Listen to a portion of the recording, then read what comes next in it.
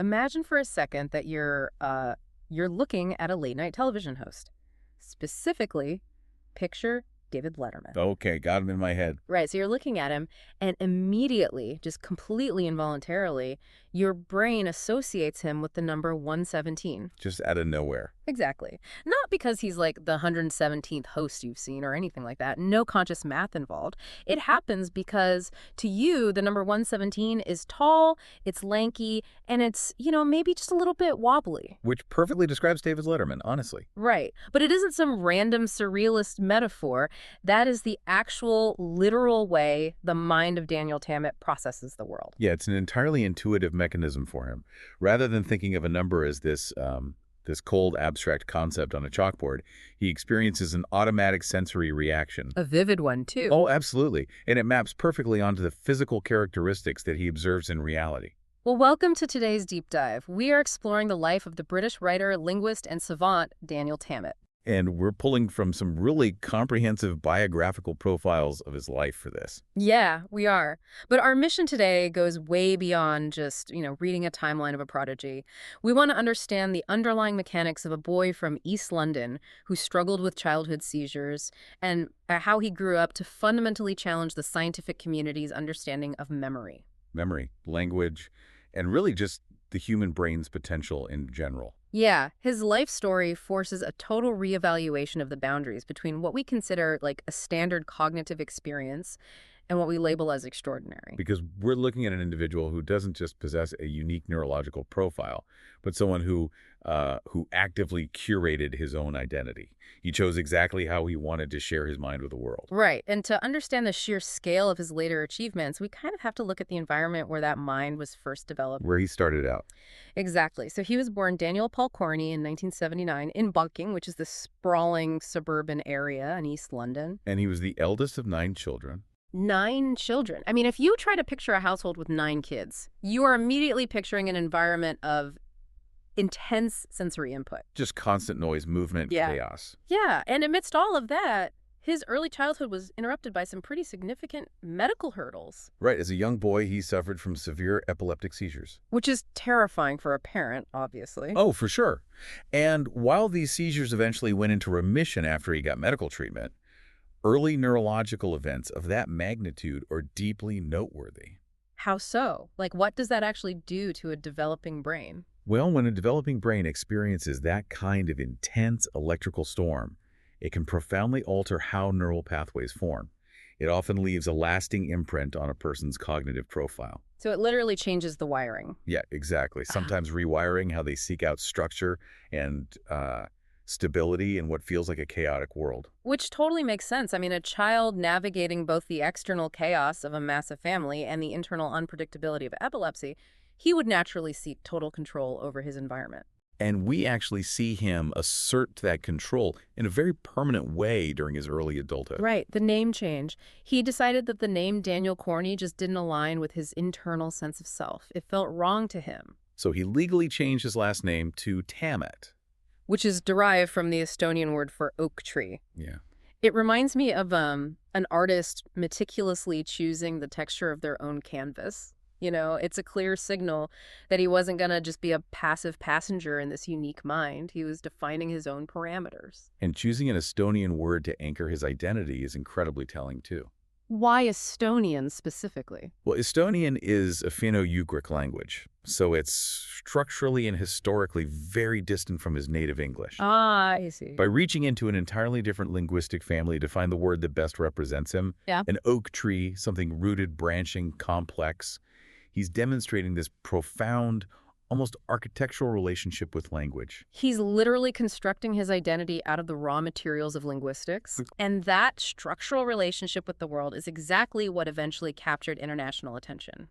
When he was 25 years old, he was officially diagnosed with Asperger syndrome. And researchers consider him to be a prodigious savant. Which is a term we hear thrown around casually in pop culture a lot. But clinically, this is an incredibly rare classification, right? It's extremely rare. It's estimated there are fewer than 100 people globally who fit this specific profile. Wow, fewer than 100.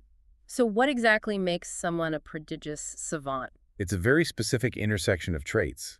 It describes someone who has a neurodevelopmental condition like Asperger's or autism, but that's accompanied by an ability or skill that's so highly developed it would be considered spectacular even in someone without any developmental differences. Right. And in Tammet's case, his extraordinary abilities are deeply intertwined with his synesthesia. Yeah, synesthesia is basically where the brain's sensory wires cross. So for him, every positive integer up to 10,000 has a distinct shape, a distinct color, a texture, and even an emotional tone. They literally have personalities. Yeah. He perceives the number 289 as uniquely ugly. The number 333 is highly attractive. And the number 9 is this massive, towering, intimidating presence. Which sounds terrifying. But then you have pi, the mathematical constant that just stretches into infinity. And to him, pi is visually breathtaking. It's a fully immersive landscape for him. Numbers are emotional, visual entities that he walks among and interacts with. But I have to admit, I struggle to wrap my head around the daily reality of this. How so? Well, if every single number up to 10,000 carries a distinct emotional weight and a visual texture, wouldn't that just be paralyzing for someone? You mean in everyday life? Yeah. Think about going to the grocery store. The total on the register is $28.90, and suddenly you're confronted with this overwhelmingly ugly aesthetic experience just trying to pay for your milk. How does he function in a world completely saturated with numbers? That is the core of the sensory processing puzzle. Because for many individuals on the autism spectrum, sensory overload is a very real, paralyzing challenge.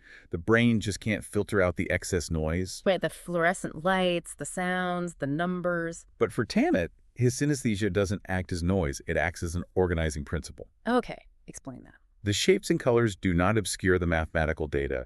They actually are the filing system for the data. They create a highly structured, navigable world for him. So the synesthesia isn't distracting him from the math? No, it's the very mechanism he uses to process it all without getting overwhelmed. Oh, wow. And that organizing principle was put on full public display in 2004 when he set a European record for memorizing and reciting the digits of pi. This is legendary. He sat in a room for over 5 hours and recited 22,514 digits from memory. Unbelievable. He took no notes and he took no breaks. When you hear a statistic like that, the immediate question is simply, how? How does a human brain hold on to a sequence of 22,000 random numbers without a single slip? Well, he achieves this not through some grueling act of rote memorization. It's not like how you or I might try to memorize a phone number by repeating it over and over. Right, which I can barely do for 7 digits. Exactly. He uses the visual landscape of his synesthesia. He describes the experience of reciting pi as taking a long walk through a rolling, complex terrain in his mind. So he's literally just walking through a landscape. Yes. And as he mentally walks through this space, he is simply reading off the shapes, colors, and textures of the scenery he passes. That's incredible. The ancient Greeks actually used a similar concept called the method of loci, or a memory palace, where you place information in a visualized physical space. Oh yeah, I've heard of that. The difference here is that Tammet doesn't have to consciously build the palace. His brain generates the landscape automatically. The sheer poetry of that 5-hour recitation, it even crossed over into pop culture. It actually inspired the musician Kate Bush to write a song dedicated to the beauty of pi. Which is such a cool crossover. It really is. But his mind doesn't only map numbers, right? It maps words. Yeah. He is a staggering polyglot. Oh, yeah. He's fluent in over 10 languages, including French, German, Spanish, Esperanto, Welsh, and Lithuanian. Which is exhausting just to list. And those linguistic capabilities offer an even deeper look into his neural mechanics. Learning a language is essentially an exercise in extreme pattern recognition. Okay. His brain is so highly attuned to spotting sequences and structures that he can absorb the underlying architecture of a new language at an astonishing rate. And he proved just how astonishing that rate is. He was once challenged by a production company to learn conversational Icelandic in exactly 1 week. 1 week. Yeah. And Icelandic is notoriously complex. It's filled with archaic grammatical rules and incredibly difficult pronunciation. It's not for the faint of heart. Not at all. But at the end of that single week, he went on live television in Iceland and successfully conducted an interview entirely in their language. That just blows my mind. How is that mechanically possible in 7 days? I mean, I took high school Spanish for 4 years, and I still get nervous ordering a coffee. Right. Well, he approaches language totally differently than a standard learner. Instead of sitting with vocabulary flashcards, he treats grammatical rules like mathematical formulas, or like geometric structures. Ah, so back to the shapes. Exactly. Yeah. Because his brain instantly categorizes patterns, he intuitively grasps the mathematical logic of the syntax. So he's not just memorizing words. No, he can spot the linguistic roots and structural rules almost immediately.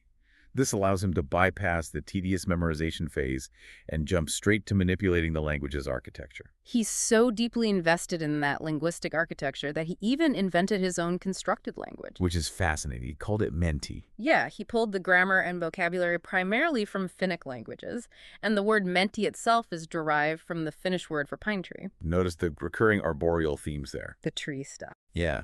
He chose the Estonian word for oak tree for his own surname and the Finnish word for pine tree for his language. This reveals a deep aesthetic appreciation for natural branching structures. Oh, I see where you're going with this. A tree is a perfect physical representation of how languages are built, a central trunk of core rules branching out into infinite complex variations. That is a beautiful way to look at it. Now, obviously, when an individual can sit in a room and recite tens of thousands of digits or map the entire structure of Icelandic in a week, the scientific community inevitably wants to look under the hood. They want to see the engine. Right. So he became the focus of intense neuroscientific scrutiny. He was studied extensively by researchers, notably by Simon Baron-Cohen at Cambridge's Autism Research Center. And those Cambridge researchers put him through rigorous behavioral and cognitive testing. First, they needed to verify that his synesthesia was genuine and not just a party trick. How do you even test that? They found his cross-sensory associations were highly consistent over long periods of time, which confirmed the synesthesia was a hardwired reality. Okay, so it's real. Definitely. Then they tested his short-term memory capacity. A typical neurotypical adult has a digit span of about 6.5. Meaning they can hold about 6 or 7 numbers in their working memory at once? Exactly. Tammet's digit span was tested at 11.5. So his working memory capacity for numbers is nearly double the standard human baseline. It is. But the research revealed a profound trade-off. There's always a trade-off. Always. While his working memory for numbers was operating at a stratospheric level, his ability to remember faces was tested at the level of a 6 to 8-year-old child. Wow. That is an incredible neurological compromise. It really is. His brain is dedicating immense resources to structural data, but almost nothing to facial recognition. It perfectly illustrates the hyper-specialized development of his neural pathways. But behavioral tests only tell part of the story. Researchers wanted to actually observe his brain in action. So they put him in a scanner. Yeah. In 2008, fMRI scans revealed severe hyperactivity in his left prefrontal cortex. And the prefrontal cortex is essentially the brain's executive command center, right? Right. The left side, in particular, is heavily involved in logical reasoning, complex planning, and recognizing patterns. His command center was running in absolute overdrive. Makes sense. During these scans, he also excelled at something called the Navon task. What exactly does the Navon task measure in the brain? It's a visual test designed to measure whether a person focuses more on the global level, so the big picture, or the local level, which is the minute details. Okay. If you show a neurotypical person a large letter H made up of tiny little letter S's, they usually see the big H first. They see the big picture. Right. But Tammet was exceptionally fast at finding the small, local targets.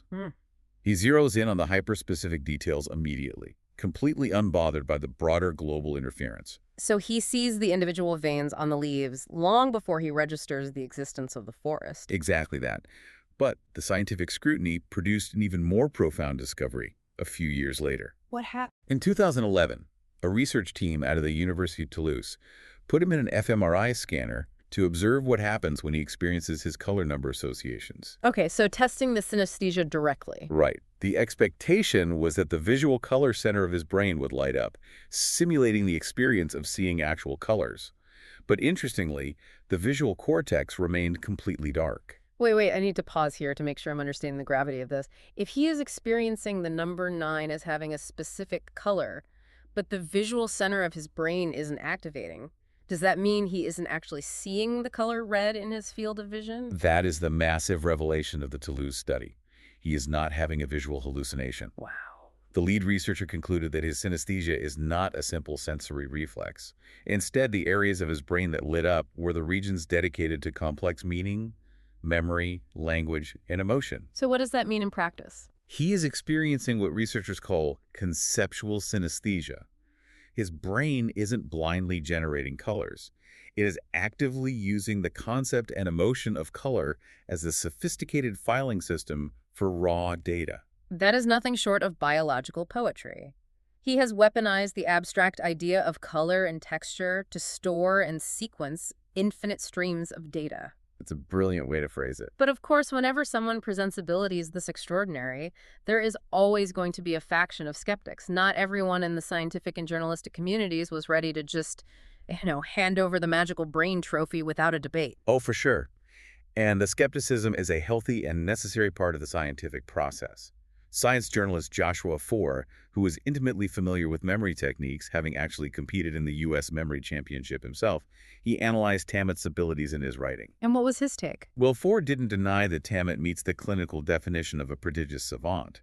However, he speculated that these incredible feats might rely heavily on intense, disciplined training and conventional mnemonic strategies. Rather than being purely the result of raw, innate neurological magic. Exactly. It's remarkably similar to how we analyze a generational athlete. So, Well, some scientists look at a world-class sprinter and argue that their skeletal structure and muscle twitch fibers are just built differently from birth. yeah. Then someone like Forrest steps in and argues that, sure, the genetics are there, but what we're really witnessing is a lifetime of incredibly disciplined technique, strategy, and training. That analogy captures the debate perfectly. Are we looking at innate hardware or highly optimized software? Right. The psychologist Alexandra Horowitz provided a very compelling counterargument to Foer's critique, though. Her stance focused on the ultimate outcome. Which was? She argued that even if Tammet did utilize intense training or conventional memory techniques to some degree, the mechanics of how he does it do not diminish the reality of what he achieves. That makes total sense. The feats remain undeniably extraordinary, regardless of whether they stem from raw neural architecture or meticulously applied strategy. I deeply appreciate the Horowitz perspective because it centers the achievement rather than just dissecting the mechanism. And what is truly compelling about Tammet's life is that he refused to let neuroscientists and journalists be the only ones dissecting his narrative. He didn't stay a passive subject in an MRI machine. Exactly. He picked up a pen and started writing his own story. This marks a crucial transition in his life. We move from observing Tammet, the scientific phenomenon, to engaging with Tammet, the fully realized adult, creator, and advocate. He took the immense internal complexity of his mind and found concrete ways to externalize it. He entered the business world, for one. He ran an online language learning company called Optimum with his partner at the time. And his personal life evolved quite a bit, too. He eventually moved to Paris, where he met and married the photographer Jérôme Tabet. He also underwent a significant personal evolution in 2002 when he attended a Baptist church and embraced Christianity. He really just refused to be isolated by his condition. He went on to earn a first-class honors degree in humanities from the Open University, and he was elected as a Fellow of the Royal Society of Arts. He really dedicated himself to communication. He authored an internationally best-selling memoir, Born on a Blue Day. Which is fantastic, by the way. It really is. And the book was celebrated not merely for the fascinating subject matter, but for its lyrical, clear, and deeply evocative prose. He didn't stop there either. No, he followed that with essay collections like Thinking in Numbers. He authored novels in French and wrote bilingual poetry. He even translated a complex collection of poems by the Australian poet Le Marais into French. Which requires an immense amount of cultural and emotional nuance. Completely. There is an incredibly profound irony to the arc of his life. What do you mean? Well, he initially became famous on a global scale for reciting pi, right? A cold, infinite, solitary sequence of numbers that has no emotion and cares nothing for humanity. Right, it's just raw data. Yet, his actual life's work, what he has dedicated his adulthood to, is entirely centered on deep, empathetic human connection. He writes memoirs to help us understand his mind. He translates poetry so different cultures can understand one another. And he teaches languages so people can communicate. It's a beautiful shift.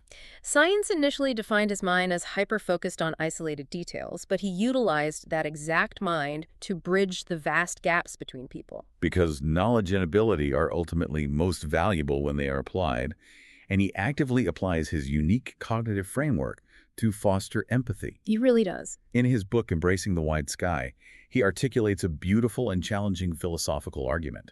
He insists that his savant abilities are not some supernatural, alien phenomenon separate from the rest of humanity. So how does he view it? He views his mind as a natural outgrowth of the very basic human instincts regarding how we interact with words and numbers. He's effectively looking at the neurotypical world and saying, I am not magic. I am just a highly amplified version of how your brain already works. Exactly. He argues for a cognitive continuum.